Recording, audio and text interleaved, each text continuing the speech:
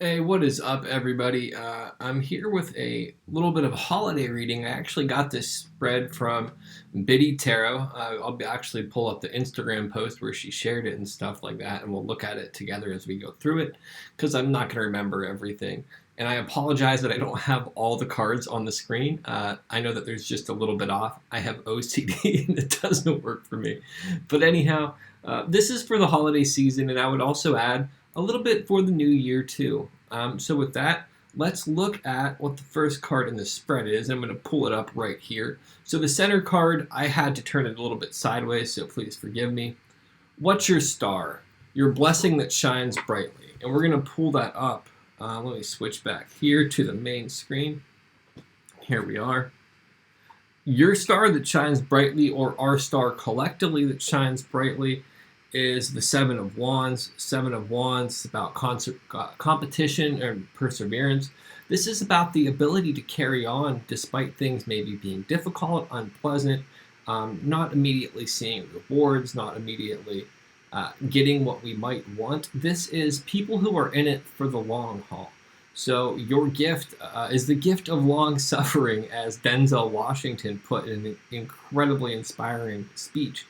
And the reason that there's this gift of long suffering is the longer that you persevere through things, and the more that you're challenged by what you're pursuing, the more your character is built up, and the more that you're able to withstand more than your competition. So moving forward, people that might be ahead of you currently, whether it be in work or any other area, if you persevere, eventually there's going to be situations and setbacks that they haven't had the experience to get through. And if you're prone to having lots of problems but finding lots of solutions, eventually you become so solution oriented that you are like Teflon. Nothing sticks to you. You flow like water. You keep it moving. And that is probably one of the best gifts that you can get. So the more obstacles that you have and you're faced with upon your journey in your life, look at it as this is giving me more experience than other people. And that is incredibly important. So, two, what gift does the universe have for you? And that's going to be this card here. Now, what gift does the universe have for you? You got 10 of swords.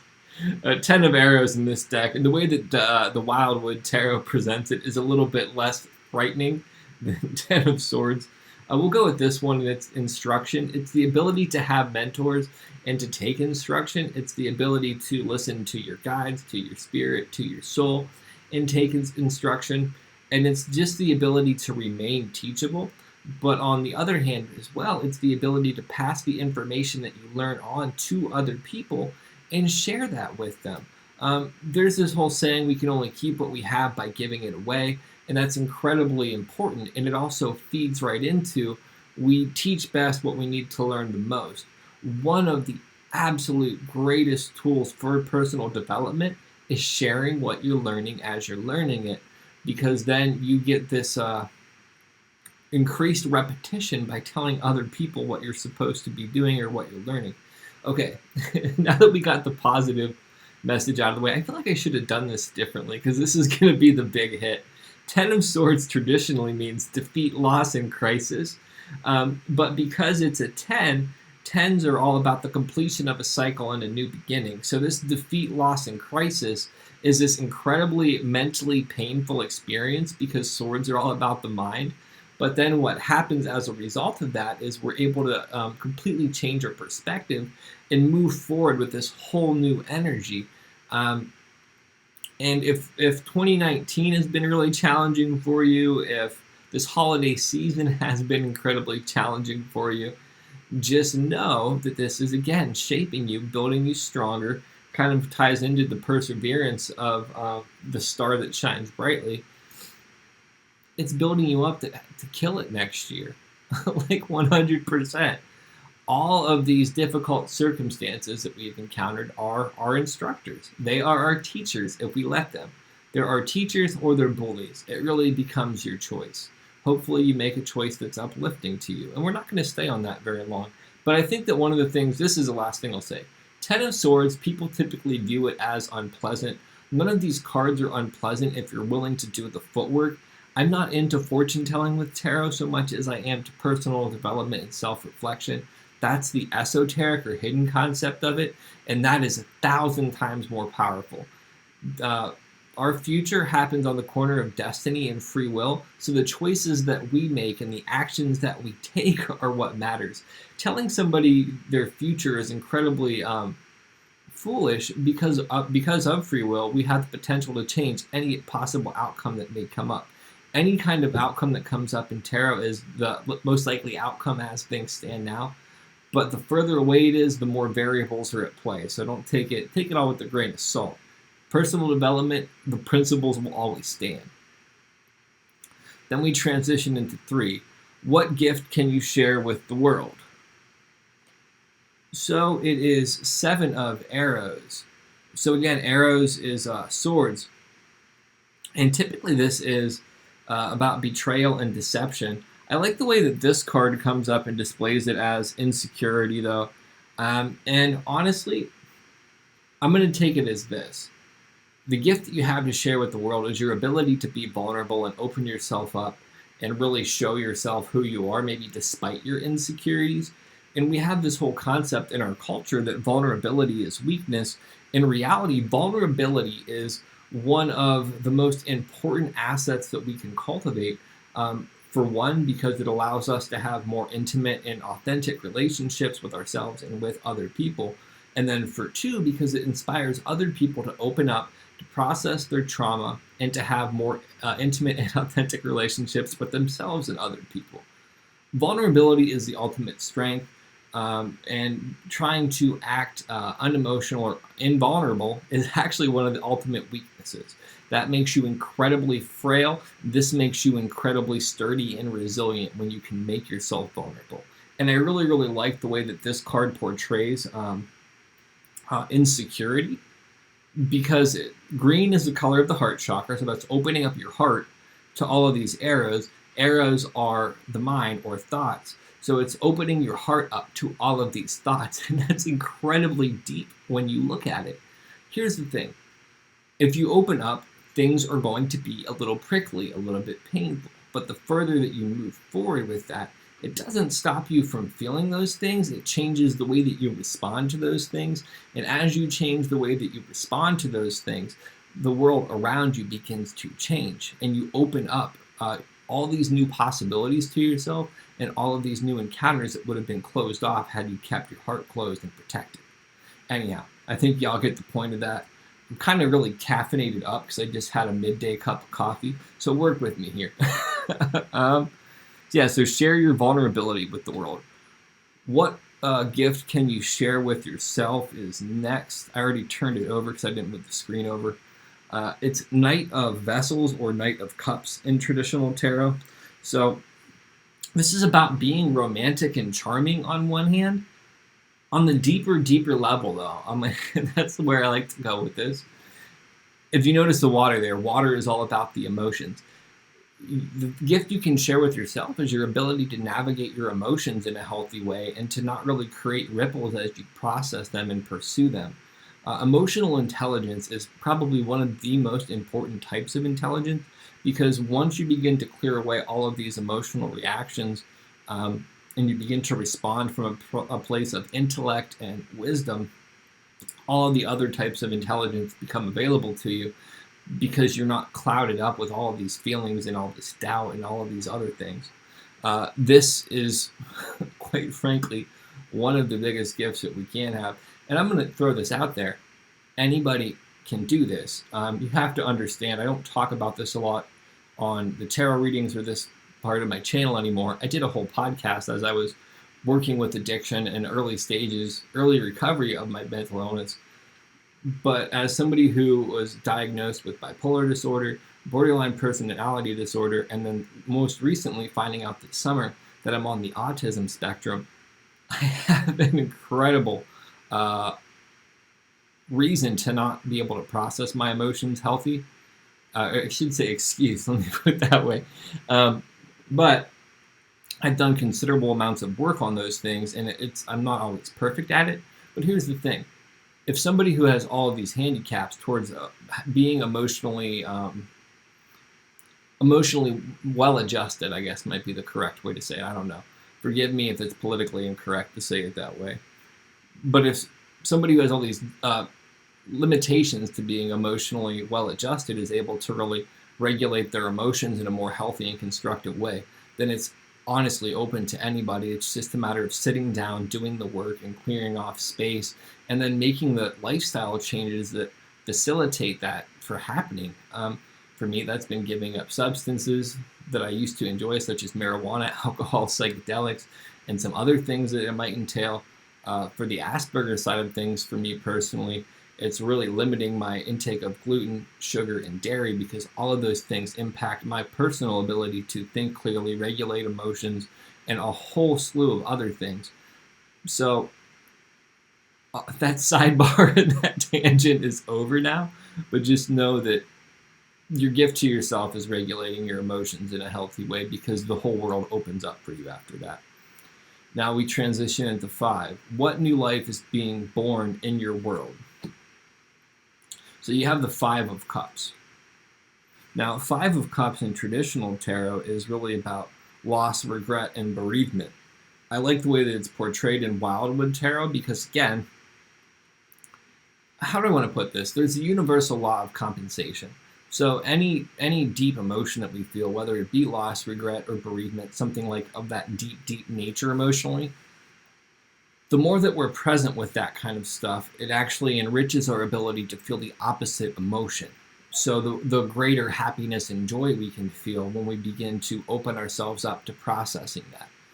And to be quite frank with you, if you're new on this journey of personal development and spiritual seeking and stuff like that, and you're really just beginning to look at your life and reflect upon your past, if you're doing this the right way and you're not blissed out on positive vibes only and all of this like false light paradigm, eventually you're going to have to face some difficult things, most likely. And when you do, you're going to face these difficult emotions.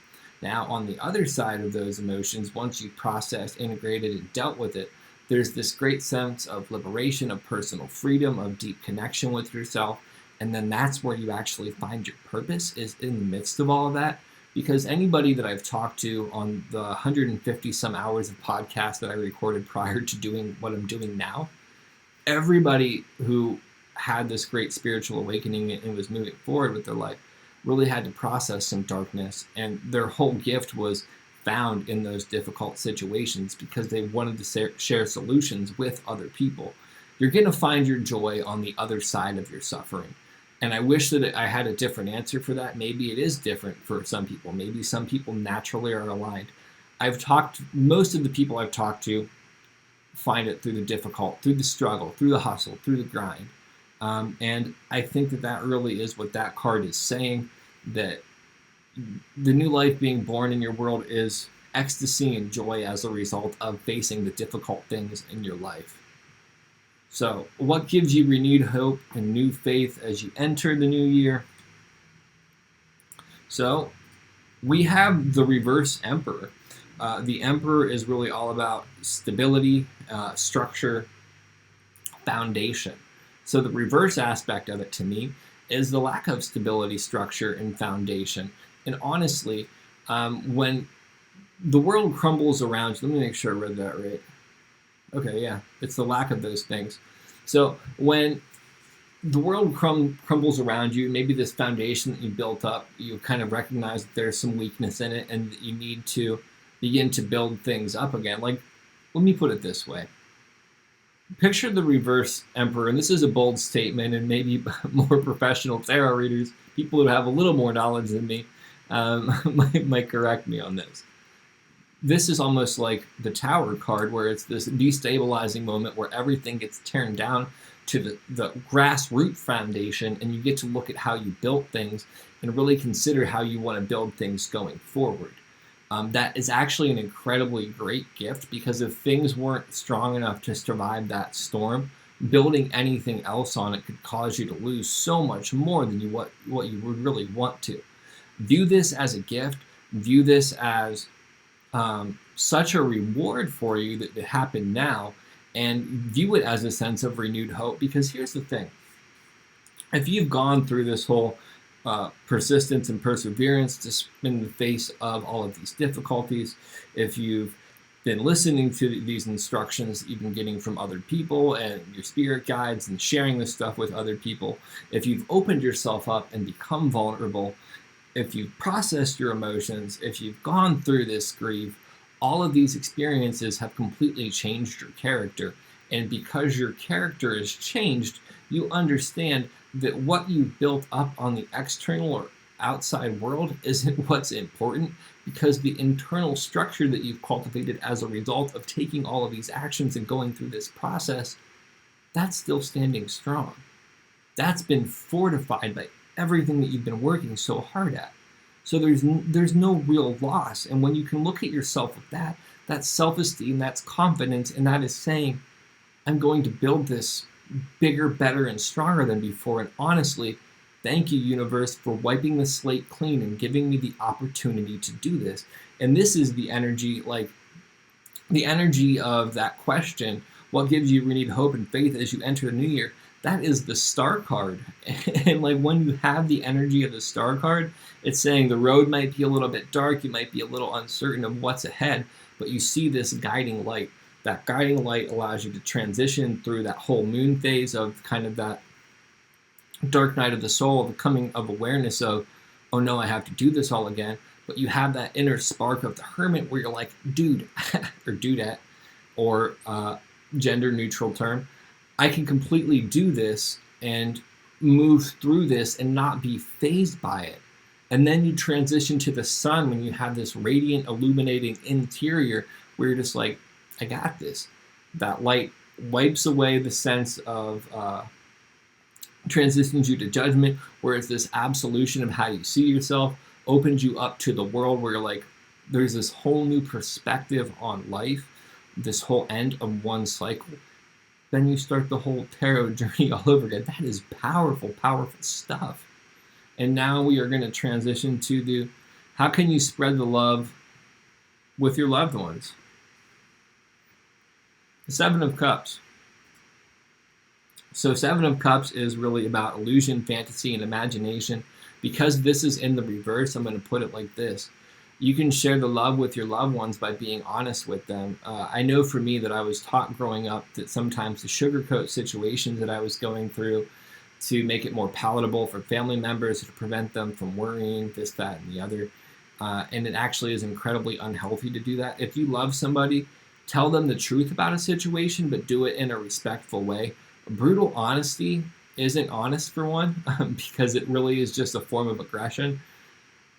You can say what you're actually going through in a loving and compassionate way, and if the person chooses not to receive it that way, that's on them. Brutal honesty is never about honesty. It's about resentment. But being honest with compassion and maybe having the difficult conversations, that is literally one of the most loving things you can do, because you're showing up in a real way. And it doesn't always have to be difficult situations. Sometimes it's just showing people that you care. Sometimes it's just doing that extra nice thing. Sometimes it's shutting off the social media or whatever and just having a real conversation and asking people questions about their life. Showing people that you care and spreading the love is super duper simple if you want it to be. It's also incredibly complex if you don't want it to be.